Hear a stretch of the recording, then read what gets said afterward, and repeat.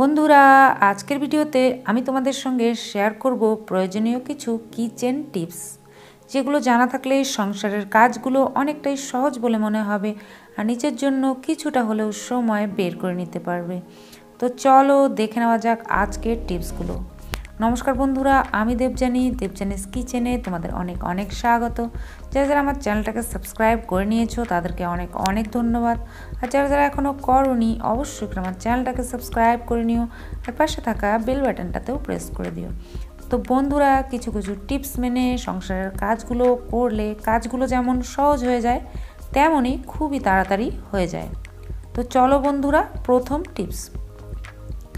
আমরা বেসিন সপ্তাহে একদিন হলেও ক্লিন করি, কিন্তু এই ট্যাপগুলো এগুলো কিন্তু আমাদের ক্লিন করার কথা মনেই থাকে না। আর এই ট্যাপ ক্লিন করার জন্য আমি নিয়ে নিলাম টুথপেস্ট।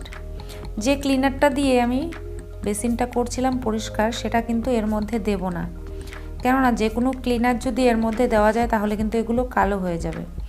এই ট্যাপগুলো টুথপেস্ট দিয়ে খুব সুন্দর ক্লিন হয়। একটা ব্রাশ নিয়ে এই ট্যাপগুলো যদি মাঝে মধ্যে ক্লিন করা যায় তাহলে এগুলো কালো হবে না, সবসময় নতুনের মতো ঝকঝক করবে।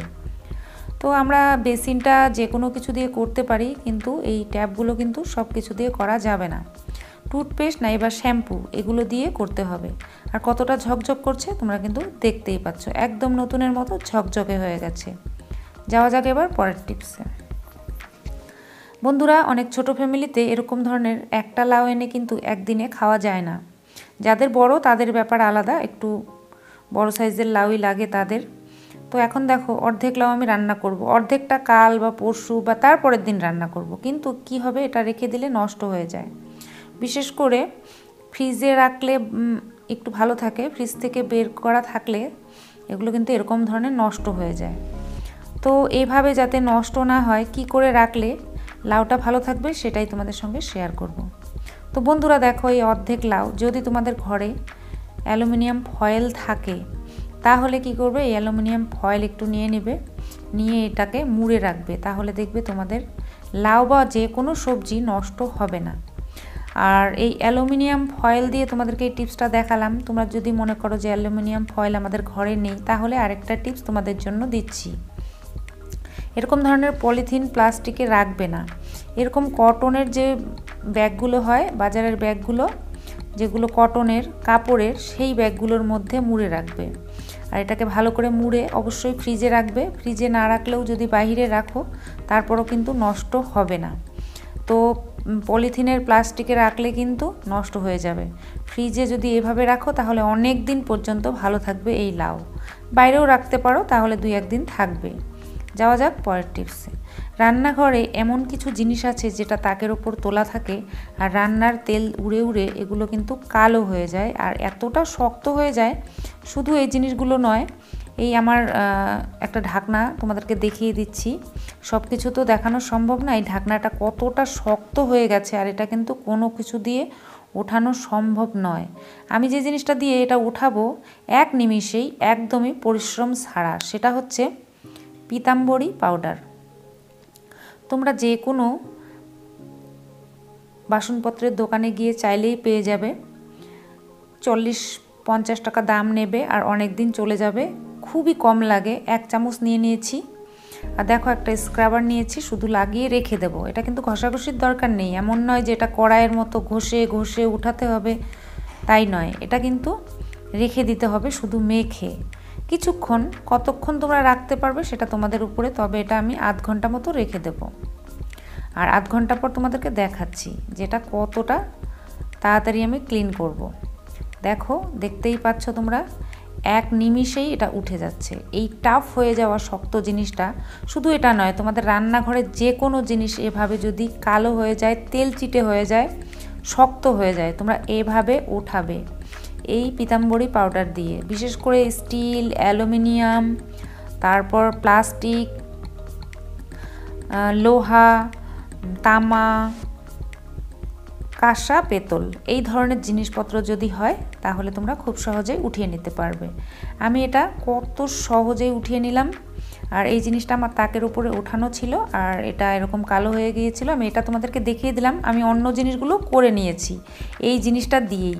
আর কত সহজেই ক্লিন হলো তোমরা দেখতেই পেলে। এটা কিন্তু একদম ইজি প্রসেস। তো ভিডিওটা ভালো লাগলে একটা লাইক করে দিও। যাওয়া যাক এবার পরের টিপসে। তো বন্ধুরা, রান্নাঘরে অনেক কাজই করতে হয়, যেমন ধরো এই বয়াম বা জারগুলো ক্লিন করতে হয়। যেমন ধরো আমি ক্লিন করে রেখেছি, দেখতেই পাচ্ছ। কাচের জার ক্লিন করলে কিন্তু খুব ভালো লাগে দেখতে, এর মধ্যে জিনিস রাখলেও দেখতে ভালো লাগে। জিনিসপত্র রেখে দিয়েছি, দেখাও যায়, খুব ভালো লাগে। কিন্তু এর মধ্যে যদি সিল লাগানো থাকে তাহলে কিন্তু দেখা যায় না আর দেখতেও খুবই বাজে লাগে। তো আমার কাছে কয়েকটি জার রয়েছে যেগুলো আমি আজকে ক্লিন করব, ভাবলাম তোমাদের সঙ্গে শেয়ার করে ফেলি যে এই কাচের জারের মধ্যে যদি কাঁচ বা প্লাস্টিকেরই হোক, যদি এইভাবে সিল লেগে থাকে যেটা টেনে ওঠানো যায় না, সেটা কিভাবে তোমরা ওঠাবে সেটাই তোমাদের সঙ্গে শেয়ার করব। তো বন্ধুরা অনেকেই আমাকে কমেন্ট করে জানতে চায়, সেই জন্য আমি আজকে তোমাদেরকে দেখাচ্ছি যেটা কি করে তোমরা ক্লিন করবে। তো আমি এটা রাত্রেবেলা একটা বালতির মধ্যে নিয়ে নিলাম আর এখানে আমি অর্ধেক মতো জল দেব যাতে এগুলো ডুবে থাকে। আর ডুবে থাকার জন্য এর ভেতরে জল দিয়ে দিবে, তাহলেই ডুবে থাকবে।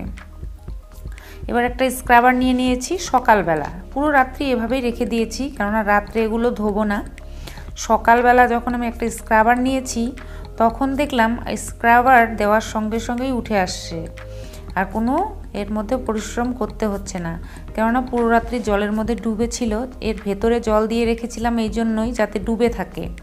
এবার আমি এক নিমিষে এগুলো ঘষে নিলাম আর একটা পরিষ্কার বালতিতে জল নিয়ে ভালো করে ধুয়ে নিলাম। এত তাড়াতাড়ি হয়ে যাবে আমি নিজেও ভাবিনি।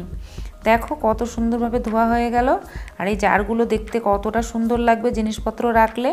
তোমরা এভাবেই ক্লিন করো কি না আমাকে কমেন্ট করে জানিও। আমি কিন্তু এভাবে করি, তোমাদের সঙ্গে শেয়ার করলাম। তো আমার যে রান্নাঘরে ফ্রাই প্যানগুলো ইউজ করি তার মধ্যে এটা একটা, অনেকগুলোর মধ্যে এটা একটা। আর এটা আমি কিভাবে ক্লিন করব তোমাদেরকে দেখিয়ে দিচ্ছি খুব শর্ট টাইমে। তো এর মধ্যে অনেকটা তেল চিটচিটে হয়ে আছে, একদম কালো হয়ে আছে। আমি নিয়ে নিলাম হাফ চামচ মতো বেকিং সোডা আর নিয়ে নেব ভিনিগার। এখানে আমি 1 চামচ মতো ভিনিগার নিয়ে নেব। তো এগুলো আমাদের ঘরেই থাকে, অনেকেরই থাকে। আর একটা স্ক্রাবার নেব। তোমরা যদি চাও এর মধ্যে একটু লিকুইড নিতে পারো, যে কোনো লিকুইড। এবার তোমরা কি করবে, স্ক্রাবার দিয়ে একটু মেখে নেবে। এটা যদি তোমরা রেখে দাও 5-10 মিনিট তাহলে তো খুব সুন্দরভাবে উঠে যাবে। আর যদি মনে করো সঙ্গে সঙ্গে ধুয়ে নেবে তাহলেও হয়ে যাবে অনেকটা ক্লিন। তেল চিটচিটেটা উঠে যাবে, একদমই থাকবে না আর ট্যাফলনটাও নষ্ট হবে না। এটা কিন্তু বহু পুরনো একটা ফ্রাই প্যান, তারপরও এখনও আমি এটার মধ্যে কাজ করি কেননা ট্যাফলনটা এখনও ভালো করে ওঠেনি। আর এভাবে আমি ক্লিন করে থাকি। এখন আমি ধুয়ে নেব। এটা আমি রেখে দেব না, তোমরা যদি বেশি নোংরা থাকে তাহলে এভাবে লাগিয়ে রেখে দেবে, তাহলে দেখবে একদমই সুন্দরভাবে তোমাদের তেল চিটচিটে উঠে যাবে। আমি এটা উঠিয়ে নিলাম। এবার ধুয়ে দেখাচ্ছি যে একদমই কিন্তু তেল লেগে নেই, তেলটা কিন্তু খুব সুন্দরভাবে উঠে গেছে। রেখে দিলে আরও সুন্দরভাবে ক্লিন হয়ে যেত। আশা করি সবগুলি টিপসই ভালো লেগেছে। ভালো লাগলে একটা লাইক করে দিও, বন্ধুদের সঙ্গে শেয়ার করো। চ্যানেলে নতুন হয়ে থাকলে অবশ্যই সাবস্ক্রাইব করে দিও। আজকের জন্য শেষ করব।